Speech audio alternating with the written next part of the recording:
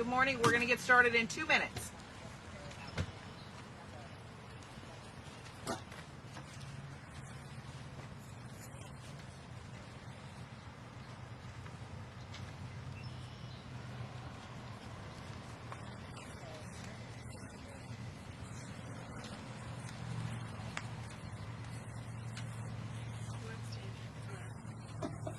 going to switch sides. She's going to switch sides because of the microphone.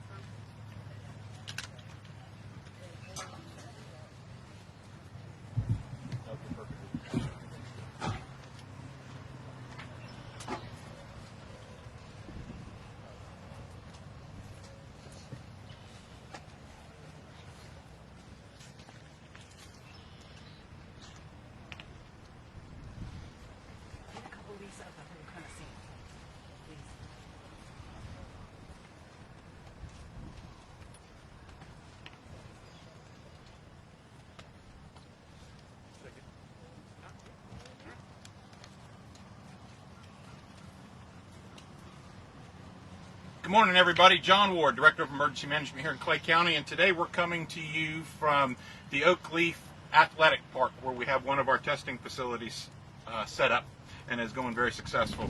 To date, we have 303 positive cases and 22 deaths.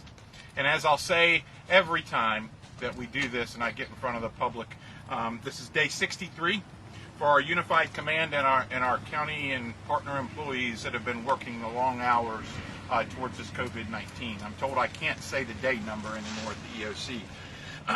Testing, we're doing testing for our transportation disadvantaged areas, and as stated today, we're at Oakleaf Athletic Park. We're here from 8 a.m. to 12 p.m. and we still have appointments available.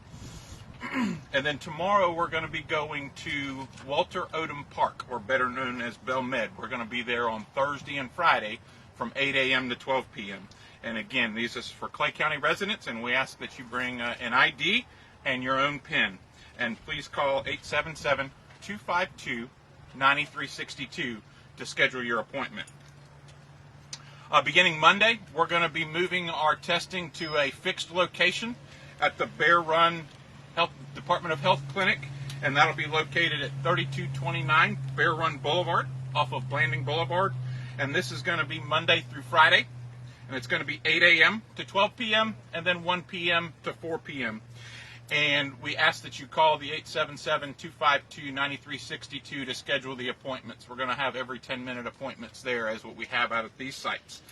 So far, some good news. Out of all our testing that we've done at our remote sites for our transportation disadvantaged areas, there's been no positives to date that have came out of these testing sites. We've had other positive from other testing means, but we've had no positives that have came out of these testing sites. As we reopen, rehire, and reunite Clay County, again, let's remember we're at quarter speed, stay calm, and do not get complacent as we near the end of this, because we don't want to rebound in surge in cases. Phase 1 began last Monday the 4th, and then this past Monday, personal cosmetology services opened up, such as barbershops, nail salons, and hair salons. Heather and I both got our haircut this week at different locations, and I'd like to thank Carrie and her team down in Keystone and wish all businesses the best of luck as we open and transition to what is the new norm. We're waiting on the governor to announce his phase 2 plan. The expectation is that's going to be coming very soon, potentially in the next week, and we're going to wait and see what that's going to look like. But as we continue, we just need to remember we need the physical distance, keep our groups below 10 at this time as we enter into phase 2 and continue to reopen, rehire, and reunite Clay County.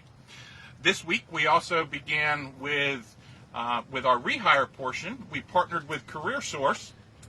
And CareerSource is now at what I'm going to call the Godbold Building at the Clay County Agriculture Center, which is right next to the fairgrounds. And we've partnered with them, and they came in to do a reemployment service for our citizens. This is not unemployment. This is to help get our citizens connected with jobs. And there's been many citizens that have came in and been successfully connected to the many jobs that are available here in Clay County.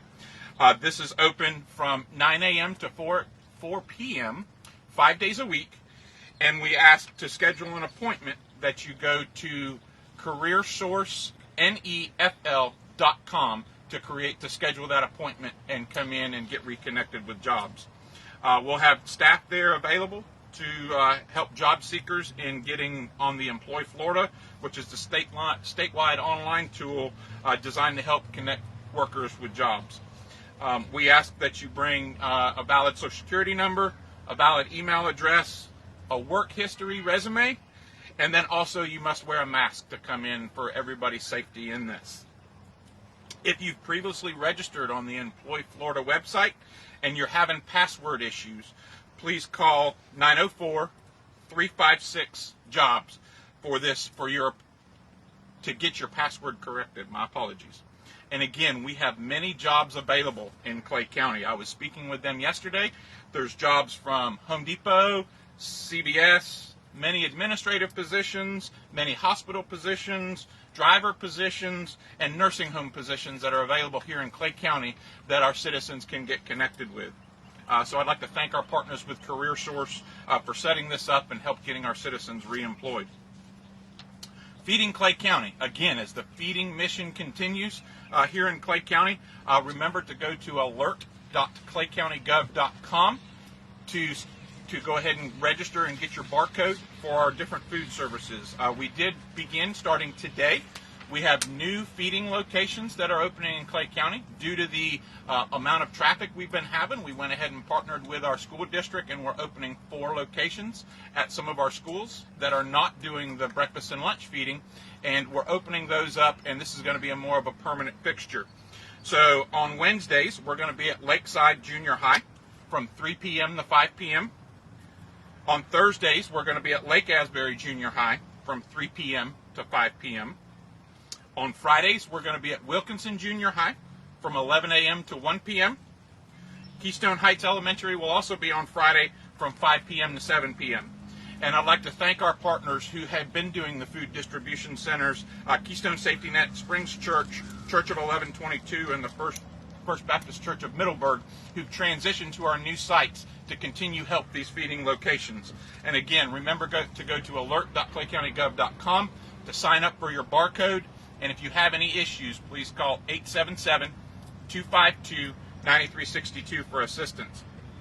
Our food commodities to date, again, these numbers are, it's very amazing as to how many numbers our team is feeding, but then also how much need is in our community. To date, our food distribution centers have served 519,842 meals. Our schools have served 105,311 meals to our kids. And our senior centers have served 15,800 meals for a grand total of 640,953 meals that have been served to our citizens here in Clay County. So we'd ask that please register and please continue, because this is a desperate need in our community.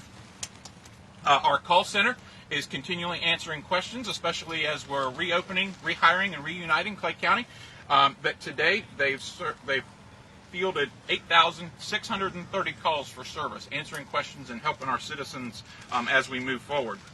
And now let me change up the discussion a little bit and kind of move into what I'm going to call blue skies events, or events that are outside of coronavirus. Okay, we've had a lot of questions asked to us about why we are not under a burn ban. Okay, currently the Ketch Byram Drought Index, or KBBI for short, what we utilize is a continuous reference scale for estimating the dryness of the soil and duff layers in Clay County. That's actually a statewide program, but in Clay County that number is currently 308.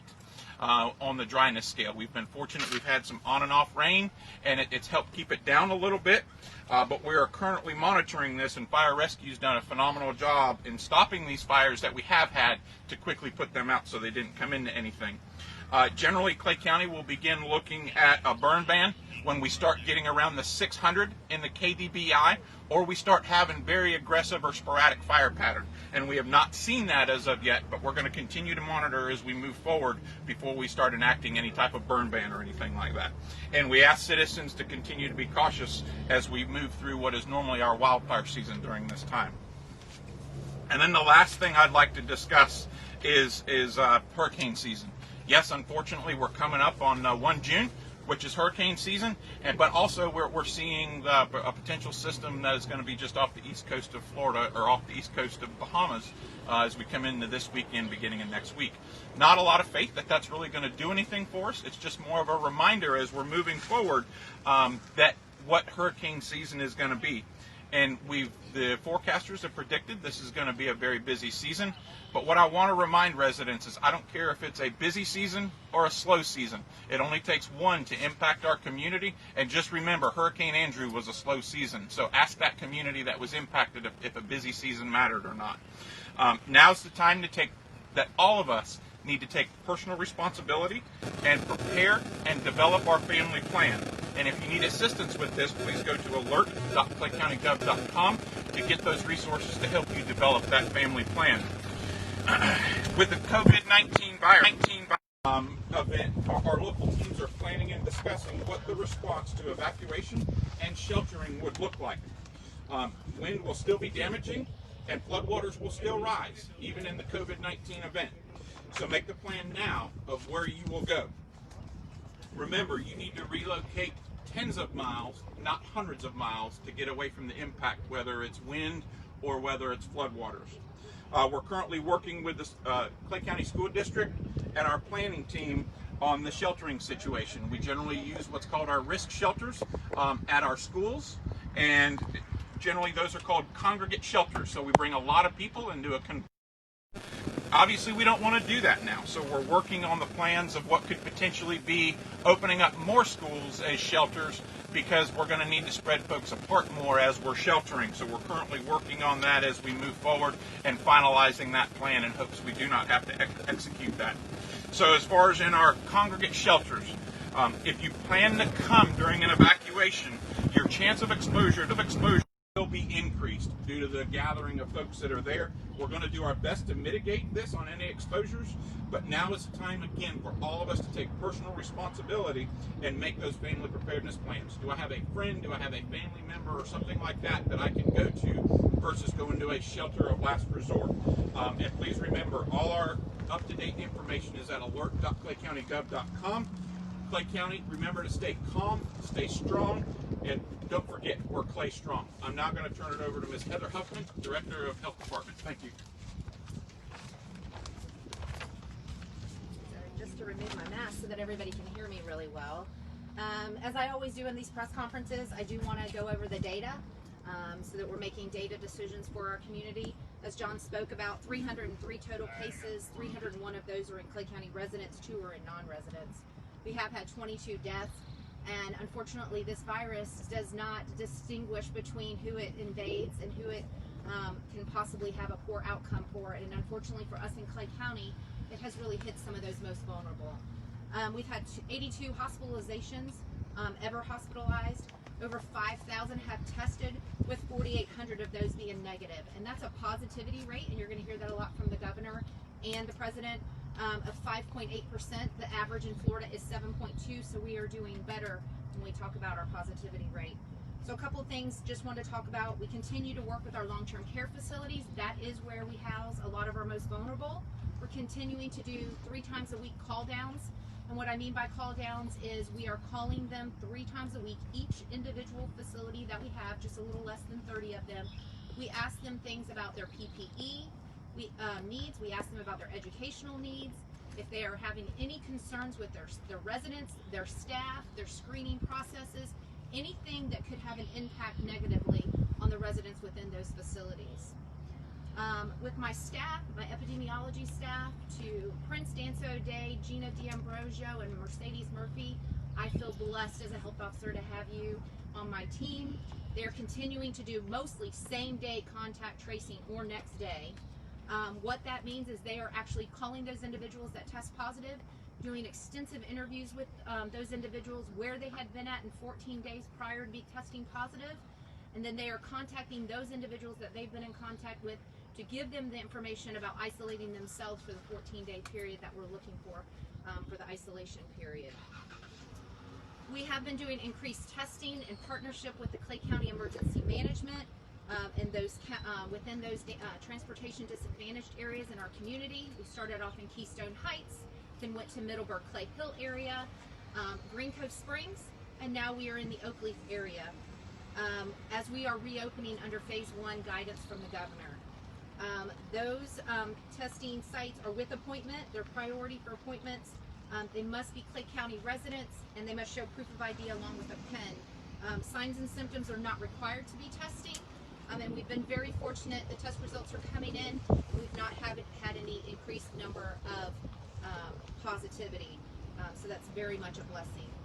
Lastly, I just want to talk a couple of other things. Antibody testing, that is really what people are asking a lot of questions about. Antibody testing is truly, at this point, helpful for public health surveillance. It tells us how many people have been exposed or are currently infected with the virus. It does not tell us a diagnostic of that they currently have it. It just means that they've had some exposure at one time or another or currently. Again, it's for public health surveillance. If somebody has antibodies and they want to know if they're currently infected with COVID-19, they would need to have PCR testing in order to have that diagnosis. Antibody testing is not a test that can give you a diagnosis of COVID-19. There are many places in the county that have that testing. You would need to reach out to your private provider for that testing information. The county health department does not have antibody testing, nor does the county emergency management. Lastly, I want to talk about face covering, especially as we're in phase 1 and we're moving into phase 2 for reopening under the governor's guidance. We want to make sure that the CDC continues to recommend cloth face coverings in public settings, especially where social distancing cannot be maintained, or even if it can be maintained, it's just a way to protect yourself. It's a two-pronged approach. If I'm wearing a mask, I cannot give it to someone else.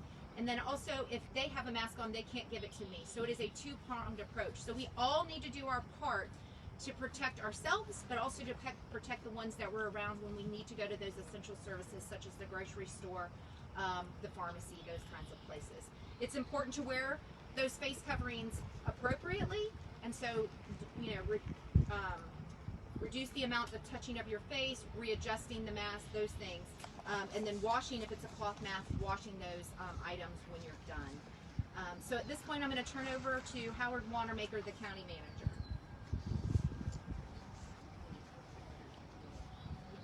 Okay, thank you, Heather. Thank you, John. Good morning, ladies and gentlemen. We're out here at Oakley Athletic Park in this beautiful morning where health department staff, nurses, and volunteers are conducted COVID-19 testing out here. Please come on out. It's a beautiful day, and as mentioned before, over 1,000 tests here locally on our second week of testing for the county. I also want to again shout out and thank you to our first responders, our doctors, our nurses, our county employees, our health department staff, business owners and employees, all our volunteers and residents. You all are definitely making an impact. Okay, and it shows in those numbers. You have to remain steady as we reopen, rehire, and reunite Clay County. We are following phase 1 of Governor DeSantis's safe, smart, step-by-step plan. And we are, as John mentioned, at quarter speed. We will monitor and continue to monitor in the days and weeks ahead of our progress so that we can move into phase 2 and into phase 3. Eventually, we will get to full speed. But we can only do that together, and we must continue to practice those recommended procedures by the CDC and social distancing and social gatherings. Again, 6 feet and no more than 10 right now. Remember, restaurants and retail businesses are operating at 25% capacity. Elective surgeries are now authorized, and as John mentioned, hair and nail salons and barbershops are now open by appointment only. All other restrictions remain. Now, a few announcements. The Clay County Public Libraries are open to retrieve and return materials, and you may use the public computers that are there at each location for an hour each day.